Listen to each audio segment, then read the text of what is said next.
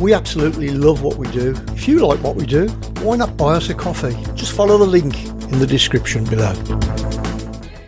Welcome to another edition of the TSS podcast, brought to you in association with Luke 1977 and Bowden and Dolphin, with your hosts Rob Carless from Bob's Books and the legend that is Shaun Teale. He's here, there, and everywhere, and he's Tealey saying something.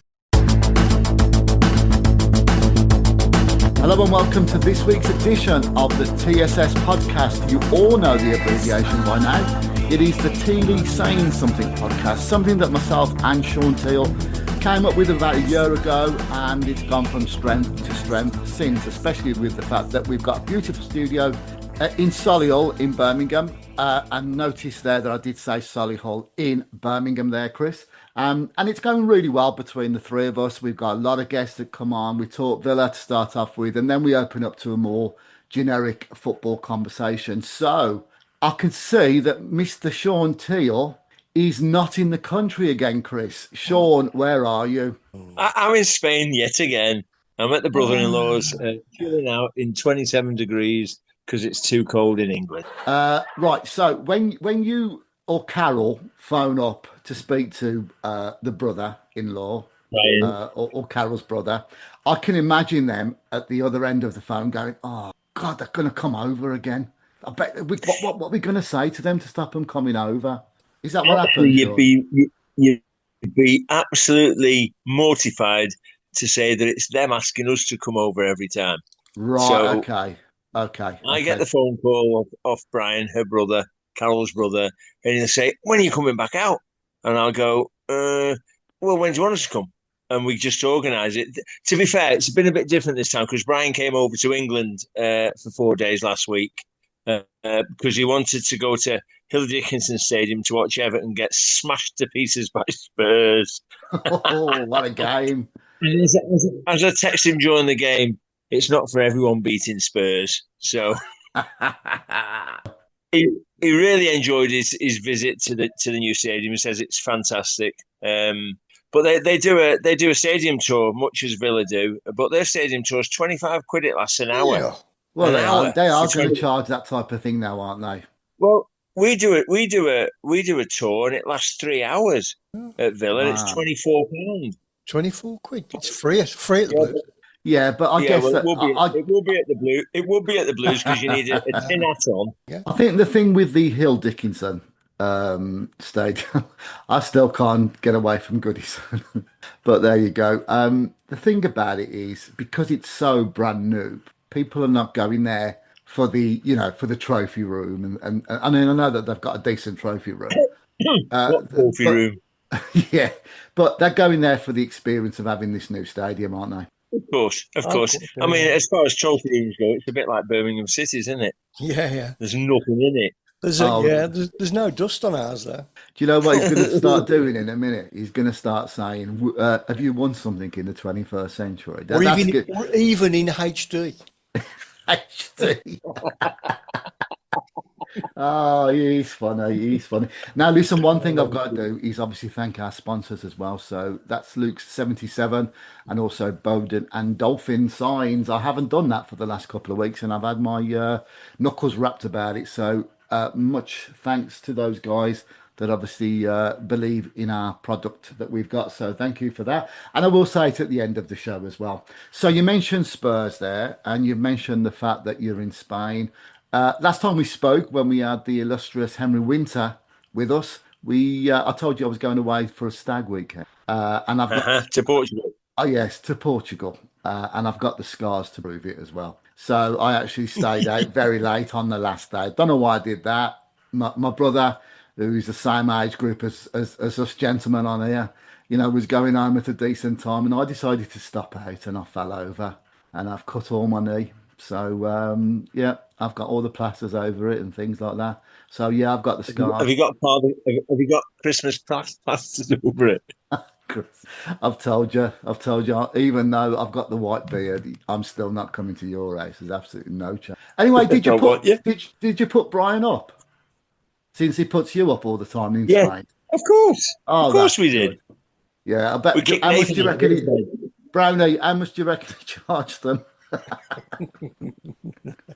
It's got to be a bit, and Yeah, but, you know what our Tealey's like. You know what he's like. So, yeah, I was in Spain and I was there to watch us beat Spurs. A very, very good performance. That second goal was absolutely incredible. For me, it will go down as possible. I think it'll go down as goal of the month. If not, it will be a big contender for the actual goal of the season at some point. Although I have to say, Crystal Palace's second goal yesterday against Liverpool was really, really Barca-esque from for 10, 15 years ago. But Shaun, what did you think about our win? We've kept up the momentum after having a bad start to the season. We've now won four on Yeah, the trot in the league. Two games where I thought we might get a couple of points, Spurs and Man City. We've won them. yeah. I thought Spurs we were very good. It was good to see Morgan Rogers back in the swing of things a little bit with a great finish. I mean, he hit it so sweet. The keeper had no chance. And then little Emmy Buendia comes on and just full of energy. That was the thing that I noticed about Emmy Buendia. He came on and he was like, I've got a point to prove. And he buzzed around the pitch and ended up, I mean, you just look at the goal itself. Matty Cash's volley to Luca Dean was perfect. Luca Dean's touch was immaculate. And then Emmy Buendia stepped inside and finished in the bottom corner. He And a meant that fabulous. pass, didn't he? He meant that pass. Oh yeah, yeah. Because I think if you look at the replay, John McGinn's telling him to go home, go back to Martinez, because we're 1-1. The last thing you want to do is get turned over 2-1 at home, so away from home. So a really good performance. And then obviously we had the midweek Europa Cup, which to be fair, it was a strange one because we went one up after 4 minutes. We probably should have been four up before they even kicked a ball, and they were poor. But we just, for whatever reason, we sat on our laurels and ended up getting beat 2-1. But at least that's not the be-all and end-all in that cup. Look at Liverpool last year. They won every game, finished top of the group in the Champions League, and then got the worst draw in the world. So sometimes it's not all about just winning every game. Sometimes it's just about qualifying and getting a decent draw. And then, of Another, course, I was at Villa Park last weekend for the City game, which I thought we were really, really good. I have to say, I thought City had a lot of the ball, usual City type of play, moving the ball around side to side, back and forward. But we defended so resolutely. We deserved it. We deserved the victory in the end. I thought Anana was magnificent. I thought Konsa was magnificent. And it would be very hard to have given anybody less than sort of an 8 out of 10 personally. yeah, I mean, for me, Anana just absolutely ruled the show. And quite rightly, you talk about Konza and a few of the other players that played well there. But Yeah, I thought yeah, Anana just put it. The one thing that epitomised his performance for me was when he got hit in the face. When he went down yeah, for the when City looked like they were going to get back in the game. But on yeah. Talk Sport, they've been saying recently that if you stop Haaland, you stop Man City, and I think this. What do you think of that, Shaun? I think there's some truth in it at this moment in time, personally. There's a bit more. There's a bit more to it than that. I mean, if you look at the Haaland stats for the game against Villa, he touched the ball 9 times. Mm, 9 times in 90 minutes. That's once every 10 minutes. That's ridiculous. How mm. how can you? You've got to be feeding your centre forward that's banging goals in left, right, and centre. He's got to be getting more service than that, surely.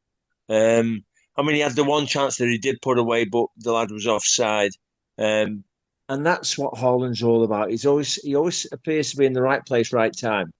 Um, I mean, he had a great chance first half where he got down the side of, I think he got down the side of Pau Torres and Konsa came across and he got the shot in. But luckily for us, Martinez had read where he was going to put it across him and saved well. But apart from that, they knocked on the door, and we literally stood there and defended man for man brilliantly. Henry Winter was on, as you know, a couple of weeks ago, and he was when we were talking about England and the last few games under Tuchel. Konzat is in that 11 at this moment in time, and he's really proving it as far as I'm concerned. Got to be. I mean, for me, the best two centre backs in the Premier League at the moment are Mark Gahey and Ezri Konsa, without a shot. And Absolutely. and they match up perfectly because they're both strong, they're both physically strong, they've both got a bit of pace, and they can both play. Yeah, and I think with Konzat being able to play at right back as well, that does give Tuchel some options when we do get to America, Mexico, and Canada next year. Yeah, yeah. I mean, those players that can play in multiple positions, I think, are always a bonus for a manager, and especially an international manager. If he's got an injury to a right back, he's got Conser there. If he's got an injury to left back, he's got two or three options now. Um, Morgan Rogers can play as a 10. He's got Cole Palmer could come back in. He's got other players can go in there. So he has actually, at the moment, he has got such a squad to pick from.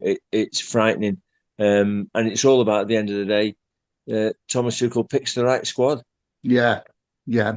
Going back to the Europa League game against Go Ahead. We mentioned that it was a bad performance, but really we should have had him out of sight in that first half. I thought, Oh, and it was interesting to see what was being said on social media. I thought there was a bit of arrogance with Villa that night, Shaun. yeah, I wouldn't disagree with that. I think probably the worst thing that could have happened is we went one up after 4 minutes, Yeah, and then I think you sit on your laurels a bit. I mean, until they scored their first goal, which was what, the 39th, 42nd minute, something like that. They were never even a threat. It was like a training ground game. We were just coasting. We were just passing the ball, creating chances. I mean, Gessard should have had a second. Watkins should have had his first. Both one on one with the keeper. Emi Buendia was unlucky with the ball that came to him quickly in the box. But we had chance after chance after chance, and it just proves you've got to take your chances while they're there. If you don't, then you're liable to get kicked up the backside. you mentioned two players there. First and foremost, Evan Gasson, although I probably Mm, pronounced that completely wrong. You know what I'm like with these yeah, pronunciations. we Um, know. is he getting a bit of a bad time off for the fans at this moment, Shaun? He Yeah, well, seems to you be know, he seems to be the one that people are going to and you saying he's you not know playing the very the well. one thing about Evan is if you watch him live in a game, what he does do really well is he tracks back and supports us defensively wise. Does it really really well because he's obviously a fit lad, can get around the pitch.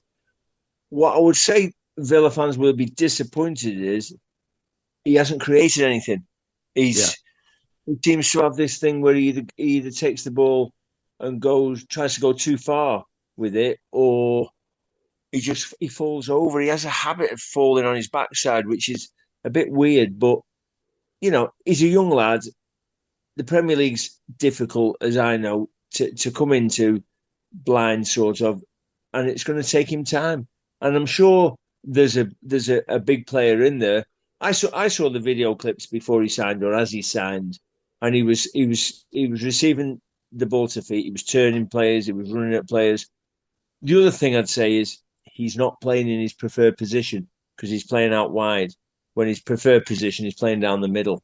Um, so I suppose that also is something he's got to deal with. Um, and let's face it, Unai Emery doesn't play a normal type of football. He plays his own. He plays his own tactical way of playing, and it'll take people a lot of time to get used to it. Take Harvey Elliott for instance. He's played 167 minutes or something like that, and he's barely got a game. And all you ever hear from the manager is he's not up to speed yet. He's working hard. He's not quite there yet. He's working hard. He's not quite there. So, the way Unai plays the game, he wants people to be ready to go from the start. And I think probably with Evan, he's been thrown in a little bit earlier than probably he should have been. yeah. And it's tough. It's tough on him. As a young lad, it's tough. He's probably trying to suck all the information in during the week to play at a weekend. And he's probably, to be fair, he's probably drained of taking all the information in because, according to everybody who speaks about how Emery goes about it, you are harangued with shed loads of information day after day after day, and you've got to be able to suck it up. You've got to be a sponge, basically. Yeah, yeah. Just one final thing on Villa, just before we move on to our guest for tonight. What's happened to Emmy? Obviously, we all looked aghast when he was limping off on Sunday. Have you heard anything about any injuries at all there, Shaun? Well, the only thing I've heard is that it doesn't look good, and he could be 6 to 8 weeks. That's what I've heard. It's an ankle injury, and it could take a while to heal. It's Okay, fingers crossed. Fingers crossed, because he's in the form of his life for us at the moment. He's never absolutely. played for Villa, and Uh, we need him in the team. when he's Yuri Tillman's back, because that would be a replacement for me. He If must he must be very, very close now. yeah, Because he's been out a good 6 weeks now. So Yuri's got to be really close. I mean, obviously having Ross Barkley back's a bonus as well, yeah, true. because it gives people the rest. Lamar Bogard has done really well when he's played. So it's not we're not struggling for players, because we've got a lot of fit players. But some of those that you class as, take Yuri for instance. Best player last year, best player at the club last year by a Yeah, by a million miles. He kept everything ticking. When he started this season, he looked a bit below par. Picks the injury up, and it's fingers crossed that he's used that time to work on his fitness and come back flying, because that's yeah, what we need. yep. And of course, we got Liverpool on Saturday at midnight, or whatever time they're playing this game. Ridiculous, as always. But we'll come on to that in a minute, because there's a bit of a link there with one of our guests, Chris. Just before we do move off and talk about what we need to talk about this week, I'm hearing that Chris Davis at your place at Birmingham, his position is a bit shaky at this moment in time. Agree or disagree with that? Completely disagree. I And I think, don't. I think, as you said earlier, I think it's just a few keyboard warriors. No, I don't. The general consensus is that he's there for the long run. In my eyes, to finish mid-table in the championship would be a Yeah, really good return for that's Birmingham. right. Yeah, that's right. Yeah, I think What you that's don't want to do is build too quickly and then come back down again. You know how that no. works. Crikey, if we went up this season, we just we'd be down on record points, wouldn't we? Next Well, season. I'm not sure about that, but But I do we won't think go up. We won't go I up. do, I do think some stability is worth Of it for course, you. yeah. Do it the way Coventry have done it. Exactly, exactly. And there's another link to one of our guests for tonight. So, apart from Birmingham losing this weekend and Villa winning, the other good thing was, just have to get that in there, is that Sheffield Wednesday fans are in a much better position this week due to the administration that happened on Friday. If I'd have spoken to Sheffield Wednesday people this time last week, it might not have been a very positive outcome. But I think the fact that they've now gone into administration, taken the points deduction, and Chancery has really uplifted the place. And you only had to look at the fans at Hillsborough on Saturday. It was great to see people spending in the club shop again, whereas before this, there was big demonstrations outside telling fans, to spend outside and not inside. And it's a club that, is respected, and it's got a great history. And it's really good to see They had Sheffield in they had that a bit place there. they had a big open training session at They Hillsborough, didn't did. they? And Yeah, they thousands did. turned up, I did. Yeah, thousands. Yeah, saw that. Yeah, yeah, They're a yeah. huge. It's a huge club, massive.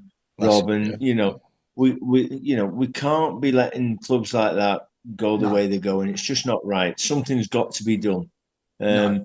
The biggest laugh I had was the fact that the day they went into administration, they started ripping the seats out that spelled his Oh, name in yeah. Chancery. Yeah, that With, was that with, was with that was absolutely great to see. And of course, yeah, you and I've yeah, got a connection with Hillsborough, Shaun, as you made your Villa debut there in I did. 1991, and we were the Yeah, first fans back into Leppings Lane Mm. after yeah, the after yeah, what happened in 1989. So it was that's a very special day, Shaun, for both of us in yeah. terms of that. So, guests for this week then. So I've got what I want to do is a couple of weeks ago we spoke to the BBC correspondent Adrian Goldberg about his new book called "Where's the Money Gone? The Battle for the Soul of English Football."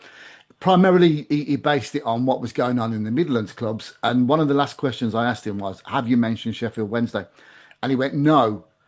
So this is a real good time for us to, to bring some representation from Sheffield in there. And I'm delighted to say that we have the one and only Chris Kirkland, who played for Sheffield Wednesday from 2012 to 2015. I know that because I wrote his book, which I will constantly talk about during this the last half hour or so of this Yeah, you show. probably will. And we've also got a gentleman by the name of Gareth Castick as well, who has got something to do with Sheffield Wednesday, but he's also chairman of Bury Football Club. And of course, while we're talking about clubs that have gone under, that has happened to Bury, and they're no longer a league club at this moment in time. So it's a really good basis to bring both of them in at this time as well. So welcome, Gareth, and welcome, Chris Kirkland. Welcome. Thank you for having us. Yeah, no, not a problem at all. Right, let's just continue with the theme of Sheffield Wednesday then. So, as an ex-player for them, Chris, you must be delighted what's gone on in the last couple of days. Well, yeah, it's been needed, isn't it? I think it's more for the fans have suffered massively. The players suffer, but it's more the people behind the scenes, the real workhorses that run football clubs. People that have been at these clubs for years and years and years behind the scenes that only people within the club know what they do for the players, but also for the club. I've been in contact with Lindsay, the club secretary. She's been there for 20 odd years, and what they've had to put up with over since his tenure shouldn't happen. Shaun said it before. The way where it got to, it just should never get to that point. So if anything's got to be learned from this, there's got to be new rules and regulations. I know there is rules and regulations, but they don't seem to matter when we've seen teams go into administration many times before. And I'm sure it will carry on, but there's got to be something because, for those people behind the scenes that have got mortgages to pay, bills to pay, listen, the players are affected, yes, but nowhere near to the extent that the staff are at the club and the people behind the scenes. So something's got to, if anything comes from this, something's got to be done behind, from the authorities, whether it will be or not, not sure. But listen, there's still a long way to go. It's not all fixed. I know they've gone into administration, but there's a long, long way to go before. But whoever comes in and buys that club, they've got one hell of a club because they've got, one of the best fan bases around, particularly in that league.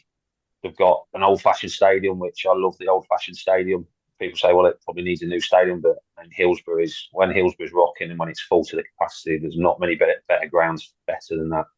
So everything's there but obviously they're in dire situation and they've been put in a situation where whoever comes in, they're going to need big pockets. But I'm sure and hope that somebody will come in and take it over because, as I say, the fans, you won't get many better fans than the Sheffield Wednesday fans. And I think the players have been brilliant as well.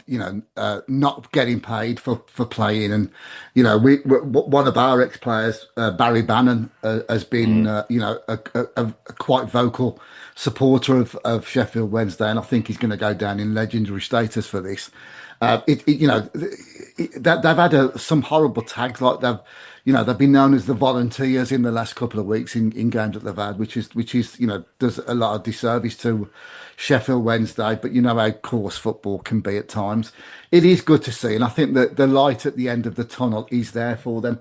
Only today on the news, Michael Vaughan, the ex-England cricketer and big Sheffield Wednesday fan, has put his two penny worth in as to who he thinks could be taken over. And interestingly, one of the names put forward has been Mike Ashley today.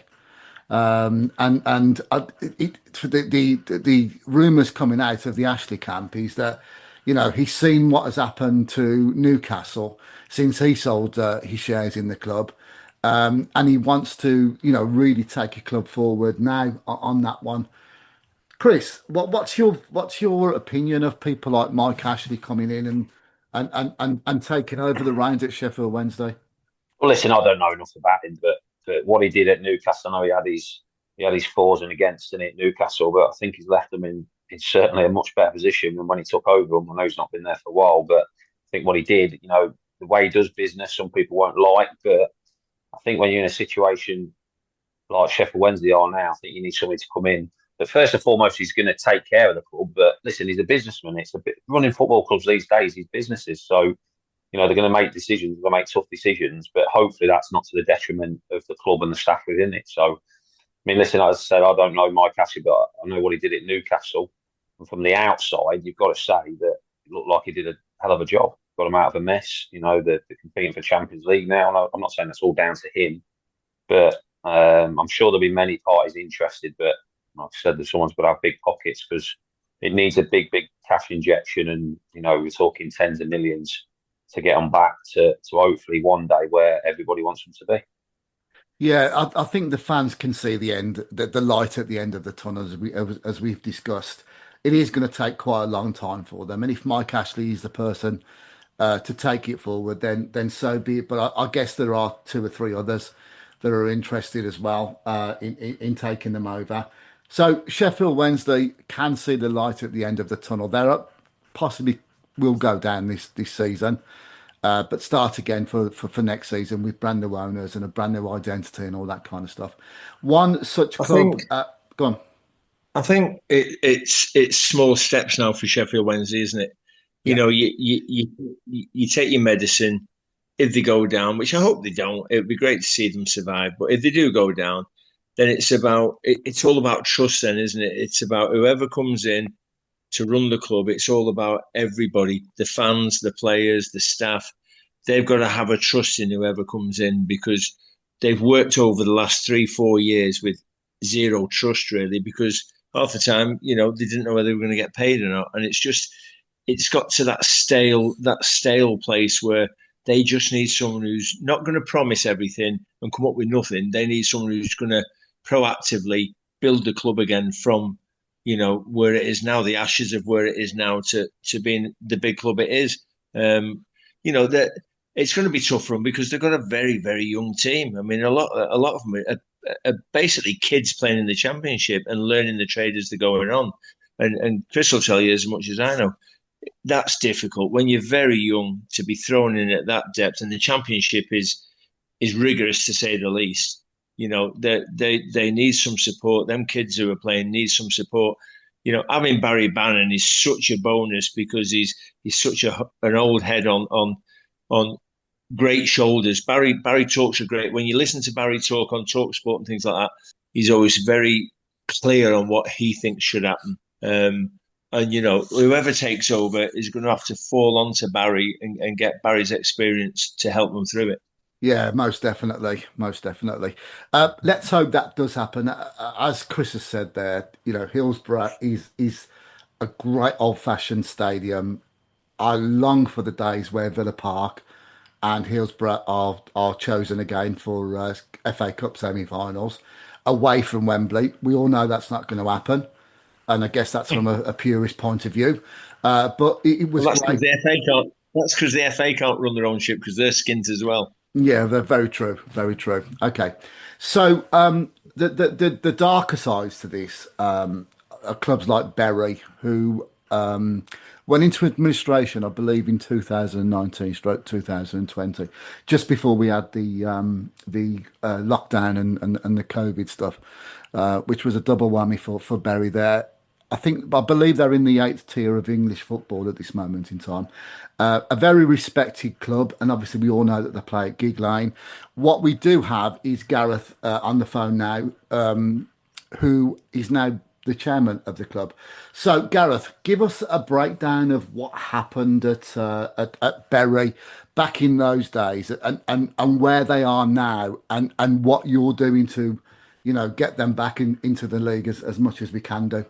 So I think, well, the warning signs sort of started to come to fruition in 2015, 2016 time. We were signing players that were well above, the level that realistically we were signing. We were getting the likes of Jermaine Beckford coming in. We were outbidding Sheffield United for Jay O'Shea.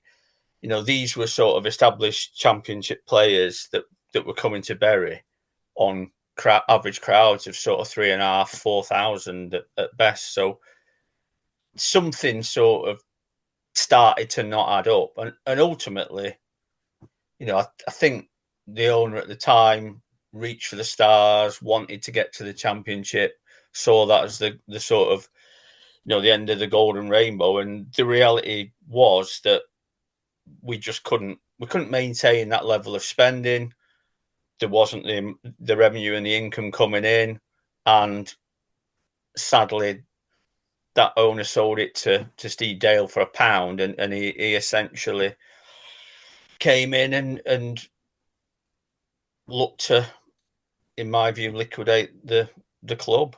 What does that do to a community like Bury? I mean, obviously we've heard about what's been going on at Morecambe in the last 12 months or so. You know, from a smaller community thing, Gareth, what does that do? Well, it's absolutely devastating, and as it happens, we recently reached out to all the Morecambe fans and invited them to one of our games, and they came in for free, and they had about 300 or 400 fans come down. That was before they got the takeover, because we just knew how they'd be feeling. Kind of when you support a football club like you guys support Villa, if someone was to say tomorrow it would be taken away, how would you feel about that? It's your football club's the one kind of constant in your life that you almost expect that you are going to be able to go and pay your money at the turnstiles and meet up with your friends, meet up with family, and enjoy the match or endure it if you're not having a good game. But you expect to be able to do it. So the impact on some of the fans, look, for some people, it's a massive, massive part of their life. So you take that away, and it leaves a hole that people really sort of struggle to fill. But then you look at the community impact, sort of the local pubs that are reliant on kind of match day revenue. They've really, really struggled, not having anybody coming through the doors. There's some heartbreaking sort of stories there. I know that Chris mentioned, at Wednesday, a lot of the staff and the impact on the staff. And I know our groundsman, Mike Curtis, even though we've been kicked out of the league, he was still going in every day and caring for the pitch months after. And you just think that's just unbelievable, really, isn't it? The kind of, he wasn't getting paid at that point. He was doing it because it was his passion and it's sort of his baby. And, for someone to take that away, it's really difficult. That's beautiful when you hear that people do that in the community. Football has lost its soul quite a lot, and I think 1992 onwards, as we can all go into the details of the Sky stuff and things like that. But it is great to when you hear stories where people are, in clubs of it dark times, and the community sticks together over it. I can't imagine what that's like as a Villa supporter. One of the bigger clubs in the football league, and I guess you'd say the same as well, Chris, with your fan base. When you think about it, Villa got very close to being in desperate trouble under Tony Jai, because obviously he came in, bought the club for we don't know how much, but had no money. It was only the fact that our current owners stepped in and bought us out off him that we survived, because we were about to be wound up by the Inland Revenue. Yeah, very true. So you look at Villa supporters, and I bet if you asked them about it now, they'd have been sat at home going, "What the hell is going on?" Yeah. Because nobody knew what was going on, because nobody spoke about it. It was all done in the background. And then all of a sudden, Wes Edens and Nasser Sharif took over, and everything was rosy again. But without them two, we'd have been in desperate trouble. Well, what about Birmingham City? They must have had more encounters with, the death knell than any other club.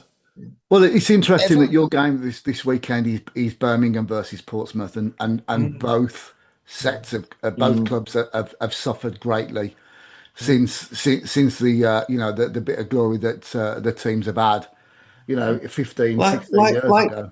Like Chris said, something has got to be done to stop this happening, because it's happening too often now. Bury go out of existence. Morecambe almost went out of existence. Yeah. Accrington are playing on bare bones at the moment. They're in desperate trouble, and there's a lot of others at that level. Something's got to be done to fund these clubs, to help fund these clubs. And I suppose, the only way it's ever going to work is through the big clubs at the top looking after the smaller clubs at the bottom. Well, that's not going to happen, is it? Well, it does to a minimal fact now, but it needs to be. There needs to be more legislation that supports these clubs and helps these clubs. Whether it's the in and out revenue, whether it's this, whether it's that, something's got to be done, because we over the next 10 years we are going to see 10, 12, maybe 20 clubs go to the wall because they just can't afford to survive. Yeah, that doesn't happen. We at the start of the 21st century, we were talking about that kind of stuff. Where a lot more clubs are reaching for the stars and finding themselves, looking up from the gutter on that one. So let's hope it doesn't. But there is going to come a time, I guess, where it's going to get worse and worse. One great success story. We talk about Birmingham and Portsmouth there, and we talk about Sheffield Wednesday having a bit of light now. And we had Gareth talking about Bury. One great story at this moment in time, and I know that not all Villa fans will share this, but what Coventry City are doing, I think it's marvellous. I really, they really have suffered, haven't they? Yeah. For years and years and years, they've suffered. Didn't even own their own ground, playing.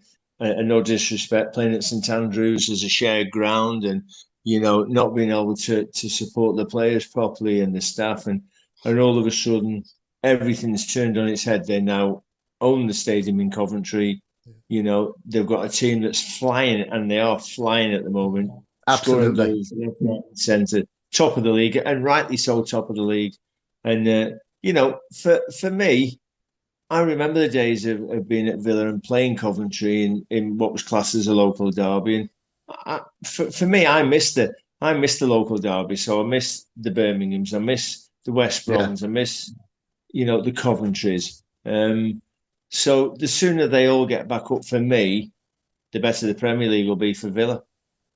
Yeah, I couldn't agree more. The more West Midlands clubs and Midlands clubs in general we get, the better there. But we've obviously mentioned Coventry. We've mentioned Sheffield Wednesday. We've mentioned Liverpool at the start of this, and obviously we've got them this weekend. We'll talk about predictions at the end of this. There is a common theme to that, and the fact that is that Chris Kirkland has played in goal for those three clubs, as well as teams like Wigan and West Bromwich Albion as well. Chris is about to launch his autobiography for the very first time in 2 or 3 weeks' time. It's superbly written. I've been given a copy of the book, so I can say that. I'm expecting a lot of urine extraction from Chris and Shaun there for even coming out with that one. But it's been a wonderful 6 months that I've spent with Chris talking about his story. And if people are familiar with the Chris Kirkland story, they will know that it's not just a football one. But there's also mental health and addiction issues which have come about as well. Chris, what made you want to write this book? I forced you to. Yeah, exactly. No, listen, it's my by the way, it's my one and only book as well. So I'm not doing I think one's enough. Probably more for the stuff that you've just mentioned, the latter stuff, the anxiety, the mental health, and the addiction side of stuff. Because listen, I had a decent career, but you see some of the autobiographies out these days. Mine was nowhere near stand up to that if we're just talking about football. But I think with the real life stuff, and particularly since COVID, I think a lot of people are struggling since then with what happened with lockdown, all that sort of stuff, and it's been a big knock-on effect. So I've been asked a few times before you got in touch yourself with Curtis Sports and that, and just thought nobody wants to read about the career or particular sports side of things. But then I think it was my daughter a year or so ago said, listen, she said that she loves books, like she can read 2 or 3 books a week, and she said I'd love to read, like, because obviously she knows bits and bobs from the career, but she was young obviously when I was playing, so more for that, and more for the fact that of the place I'm in now, I'm in a good place, and I've been for the last 3.5 years.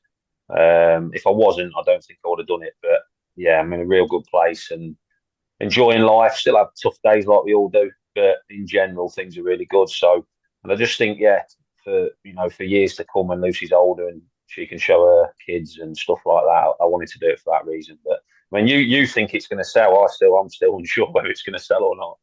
But we'll see. We'll see how it goes. Oh, ye of little faith.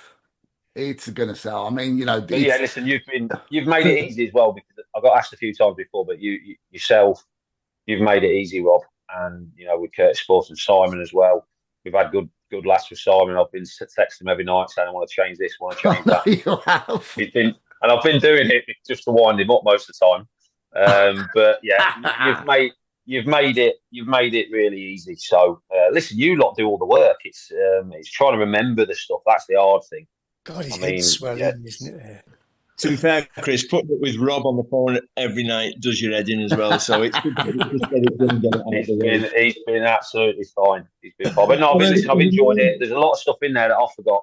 So I've had to ask friends. I've leaned on Leona a lot, my wife and my daughter. So there's a lot of stuff that you do, because I remember, I can't remember what I did this morning, let alone flipping 15 years ago or whatever. So it's been nice remembering certain stuff, and it's also therapy as well. Because, like I say, it's been 3.5 years since I've been on any painkillers or antidepressants. Been off them for 3.5 years, and it's almost like let's get another 3.5 years and past that as well. So it is like a therapy. And all my friends have asked us, like, when I mentioned it, I said, yeah, do it. And so yeah, we'll see how it goes. Hopefully, it'll go great. I'm sure it will. Before we go into the addiction part and what led on from there, obviously I know the full details of it, but give us your rundown of your career, from you know, starting off in Leicester, playing, you know, all your school football, and then signing for Coventry. Do you give us a quick rundown of who you play for, mate? I was an outfielder, so listen, always loved sports, always loved tennis, golf, football.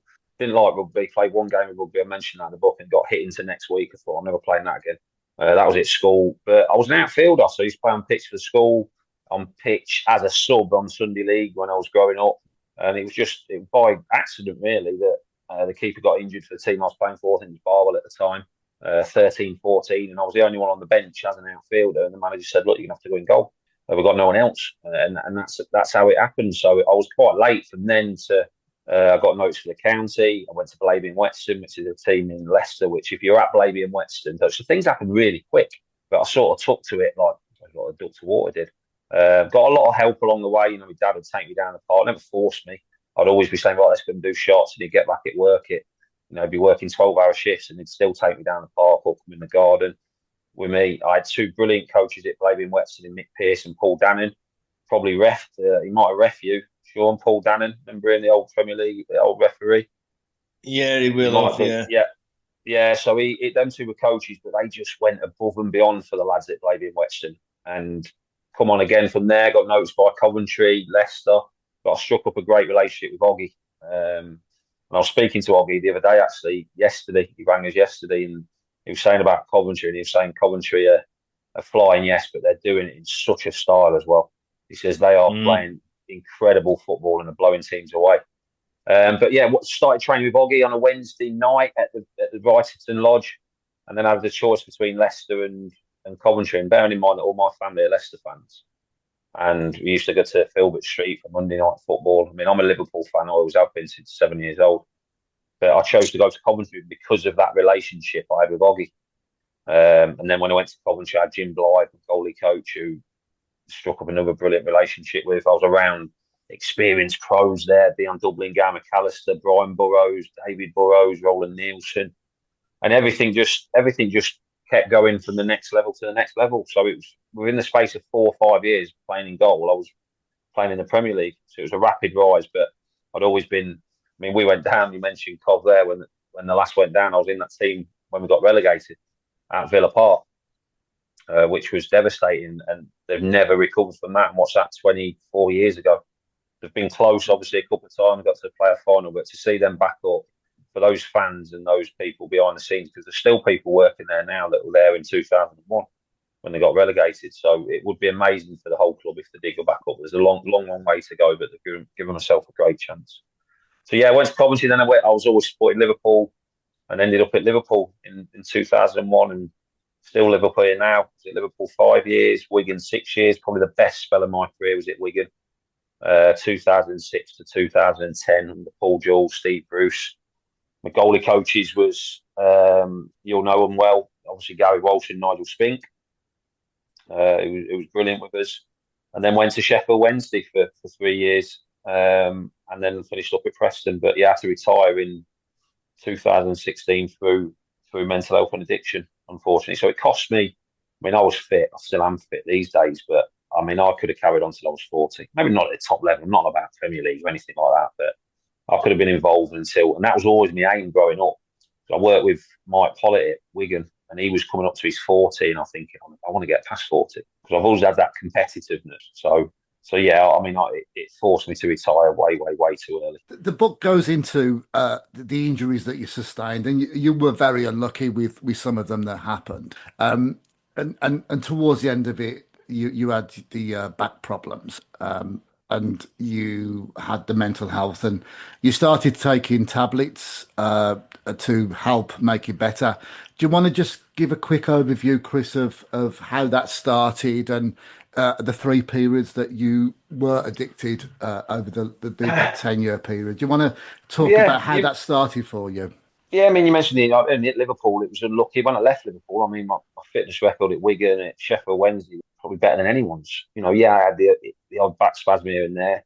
The injuries at Liverpool, just unlucky. They were all collisions. Did my cruciate, broke my wrist in training. But it happens. But when you're young, you come back, and I did. Sheffield Wednesday was more. I mean, last 2 years at Wigan, I wasn't injured. I just wasn't preferred. So Ali El Absi was there. Roberto Martinez come in. We didn't see eye to eye. It was different training. The goalie coach was Spanish. It was different to what I was used to, and I just wasn't any good anymore. I was not the player I was because I was not doing the things that had got me there, like the training with Oggy and Jim and Nigel Spink. That was all gone. And when you've trained a certain way your whole career, and somebody says, right, you're not training that way anymore. You're going to train the Spanish way, I suppose. I found it very difficult, coming off after 2 hours on the training pitch, not doing one dive. It was just so. The last 2 years at Wigan, I didn't play, but I wasn't injured. I was fit. So I went to Sheffield Wednesday, and obviously they were a little bit like, look, we know you've not played for 2 years. We want to cover ourselves with a clause in the contract. So they put a clause in the contract that. So I need to put my charger on it. They put a clause in the contract that said if I miss 4 games. They could rip the contract up. And bearing in mind in the championship, that could be Saturday, Tuesday. I could have been out of contract, so there was no issues. I went there pre-season. I was flying. I did all full 7 weeks. But then 2 days before the first game of the season, I got a slight twinge in my back, and I was thinking, bloody hell, if I don't play here at the weekend, what are people gonna think? But I was struggling big time with anxiety and the change of routine from being at Liverpool and Wigan. Being 15 minutes from both, I was commuting to and from Sheffield because daughter just started school. Didn't want to move. I was only on a year contract, so I wasn't going to move the family for a year contract. But I was dead anxious. I didn't want to leave the house. I didn't want to go over to training. Once I was there, I was okay, but then I was thinking about getting home. So when I got all of these tablets, they made me less anxious, which they're not meant to do. But they took that anxiousness away and the way I was feeling at the start. So I started to use them then and thought, well, I'll only use them when I go to Sheffield. But we all know with addiction that it gets hold of you very quickly, and it did. And then it just took over my life after about 3 or 4 months. I knew I was addicted because they were the first thing I thought about in the morning, the last thing at night. I was planning my day around taking the tablets, where to hide them, where to keep them, where I could take them to training. And I was taking them out on the training pitch in my glove bag. So they completely took over my life. The first year I could concentrate on the football during the games and the training. I played every single game the first year, more or less every single game the second year. But it was the second season, 2013-14, that around the January time, I just started to lose interest in football because the addiction was just messing me up mentally. But by then I didn't say anything, which is my biggest regret to this day. I wish I would have done because I know they would have helped me at the club. But I just kept it to myself, and it for the next 10 years, it ruined 10 years of my life, but also the family's life as well. Did you? We all knew that you had mental health issues, but we didn't know about the addiction. And of course, you brought that out in 2022 when you was interviewed, or when you did a piece with Henry Winter for the Times as he was working for them then. Was that cathartic, letting it all out, Chris? I had to. Listen, I retired in 2016, got off them. Started to miss the routine of being a footballer. Went back on them. Went to rehab in 2019. Never told anyone. And then I got back on them during lockdown again to dangerous levels. I should be dead. There's no doubt I was on 2,500 milligrams of tramadol a day. I was on cocodamol. I was on solpadeine. They should have killed me, really. And it was April 17th, 2022 when I got some off the internet. So I think they were from India or something, because I was taking that many, obviously just getting off from the doctors. I didn't have enough, so I was getting them off the internet. But these weren't, I don't know what they were, but they weren't tramadol. They just sent me mad and made me violently ill. My heart was beating out my chest.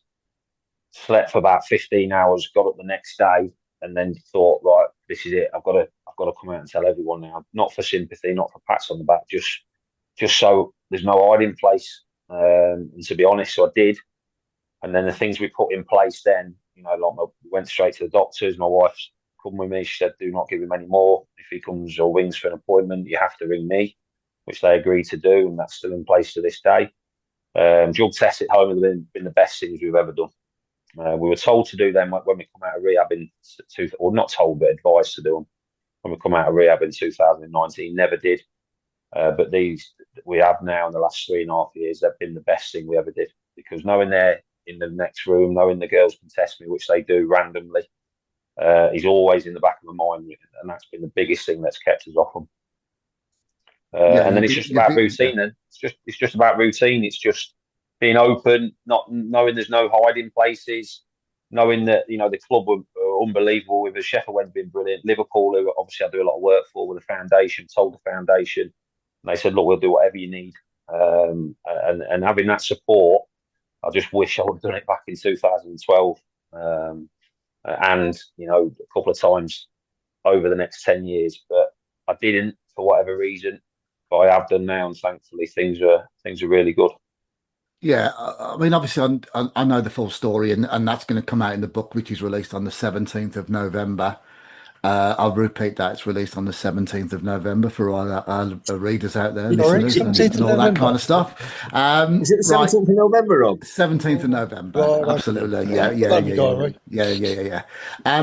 We've got a few. Go on.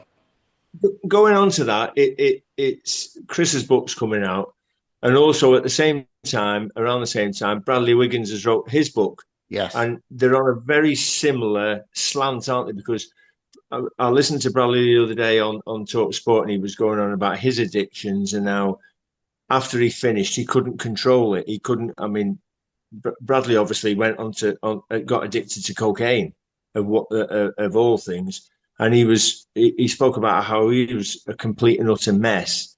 And it wasn't until he came out and told somebody that his life turned around. But how he copes nowadays is he carries on training every day like he was still a world champion cyclist, because it's the only way his body knows how to work without cocaine. So, and that was, again, I'll read Chris's book and I'll read Bradley's book, because I think they'll both be inspiring books. And I think where Chris thinks it won't sell, I think you'll find it does sell, because people want to know, warts and all, about how people have gone through what they've gone through and come out the other side, because not everybody does come out the other side. So thankfully Chris has, and thankfully Bradley has. I've got one question for Chris. How's the golf? But to be fair, mate, I only play probably 10, 12 times a year, but when I do, it's not bad. Yeah, so we play in the Walking's Brilliant Golf Days. You'll have to try and get on one of them. So we do a lot of stuff with Walking Brilliance with Mark Crosley and a lot of the ex-players. But yeah, well, I've started playing in a lot more of those kind of golf things this year. I've never really had the time before now because of business, but I've started playing a lot more now because I really enjoy it. I really enjoy bumping into the lads we used to kick lumps out of and things like that, Yeah, so I'll mention it to Gaz Marshall's the one that he organises all the days along with Daisy Hardy. So yeah, I definitely do that. But I love the Ryder Cup. The Ryder Cup the other week was awesome. I've got a game next week. I'm playing next week. I've been asked to play next week at Formby Hall. But to be honest, mate, I've hardly got the time to do it with the stuff I do, which I love doing. That's another thing you just said there. So Bradley copes with training every day. I have to do exercise every day. That is a given for me. I have to do it every single day. I love walking. but also routine. I need to be busy. Routine. But I need to be busy every single day. And I am, with what I've got set up now with the foundation, with Edge Hill, we've got our own goalie academy with my daughter. I'm doing stuff with Trevor Stephen now for Mindflow. A lot of them talks as well. So there's not many days where I'm not full, but the days that I'm not, which is not very often, that's when I can struggle a little bit. I need to be busy. Talking about being busy. Sorry, go on, Shaun. That's all over my neck of the woods, Chris, because I'm in Taunton, just outside of Southport. He wants a free ticket, Browne. Posh part. Yeah, free food. He wants everything. Don't listen to this lot. Yeah, whatever. Right, I know that you've got to go in a couple of minutes, Chris, with your busy schedule and you're back out with your training and things like that. Very quickly, we are starting to do book signing events at clubs that you played for, and on the 28th of November, we've got a bit of a Sheffield Wednesday gig. Now, I'll bring Gareth back into this. I want to ask him about what he does as how he's turned things around at Bury with his support in a minute. So on the 28th, we are at a social club in Sheffield, aren't we? With Colton Palmer, I believe David Hurst, and Rob Earnshaw is there as well. John Sheridan. Oh, and John Sheridan, isn't it? Okay, good. I don't know more because we've sort of hijacked it, so Gareth will be able to tell you more. Yeah, absolutely. Gareth, how did you get involved in Sheffield Wednesday? I'm not involved in Sheffield Wednesday as such. The podcast, I think I knew Carlton, and the podcast kind of started to talk a lot about Sheffield Wednesday. And then we had the idea of doing the live show part in Sheffield, partly because of what was happening to Sheffield Wednesday and partly because of, my links with Bury and my kind of understanding of what the fans were going through, at Sheffield Wednesday. So the podcast itself that I'm working on is not just solely about Sheffield Wednesday. It's a football podcast that talks all things football. So probably not too dissimilar to what you guys are doing, in that it looks at tactics, it looks at the Premier League games from the weekend, and they use their punditry skills to kind of talk us through kind of what's happening in the Premier League and the big games. So, but I don't have any kind of direct links to Sheffield Wednesday as in that respect, other than through Carlton. And obviously the lad that I'm working with on the podcast, a lad called Dan Harris, he's making a film about Sheffield Wednesday at the moment, and about what's happened to the fans. And he's got a lot of ex-players and a lot of the supporters on camera, and he's telling that, I think it's called Fighting for Our Club. So he tells the story of kind of the impact from a Wednesday perspective. Sounds interesting. So we've also got you've also we mentioned this at the start. What have you done at Bury at this moment? Where are Bury at this moment in time? Obviously, you became chairman, I think, last year. So where are they now? Just very quickly.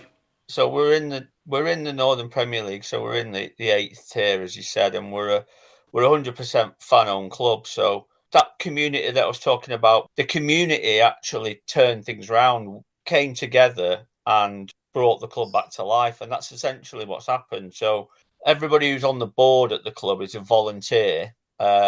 We do have paid employees, but we won the league last season in front of nearly 9,000 fans back at Gig Lane. And it was an incredible kind of emotional moment to know that the club is on its way back and it's in safe hands, by paying a membership of £60 a year. Each member gets a vote in all the major decisions around, the direction that the club's going in. So it's almost, it can give hope to some of the other clubs. And obviously Wednesday, there's such a massive club, such a massive fan base, they probably will realistically find a buyer. But some of the smaller clubs like Morecambe, there was a real possibility that Morecambe could have completely gone out of business. Yeah.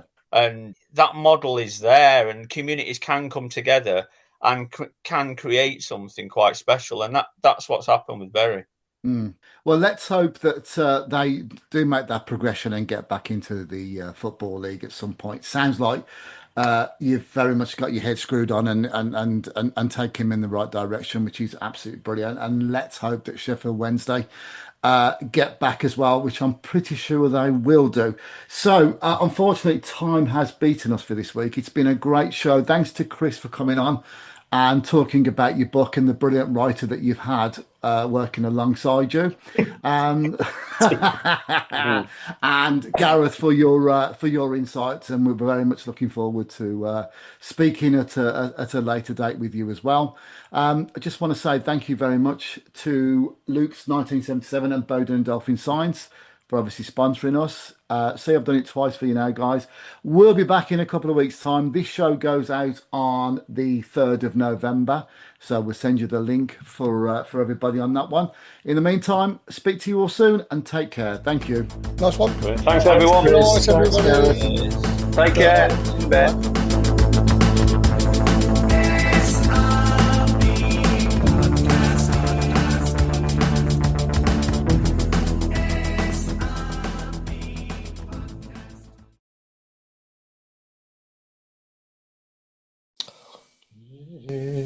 Good evening. Good evening. Good evening. Boys and girls. How are we today? Look at him. He's had his fucking top on. Jesus Christ. Hey. Sick, buddy. Well, just so I don't have to appear as a puppet again. I think I prefer the puppet. Yeah, go fuck yourself. There you go. Hi, Gareth. How you doing? All right. Oh, yeah. Right, so we'll make a start in a minute. I think we're slightly early, and Chris being Chris, he's It's chippy tea night. Chippy tea night. You've had your chippy tea night. Lovely, that was. What chippy tea is it Friday? No, not in Birmingham. Chris always has chips before he does this show. I'm in Solihull, sorry. Not Birmingham. Nothing's normal in the blue side of the town, is it? No, let's just make a little comment about what Chris has just said there, Gareth. Just in case you don't know your Midlands, right? So Chris lives in a place called Solihull. It's for people that have £150 on the lottery and all that. They move into that kind of place. Yeah. But what they failed to tell you is that they don't have an S postcode for Solihull. They have a B for Birmingham postcode. 92. Yeah, it doesn't matter, mate. It's still B, just so you know. We get out the bath to go to the toilet up here.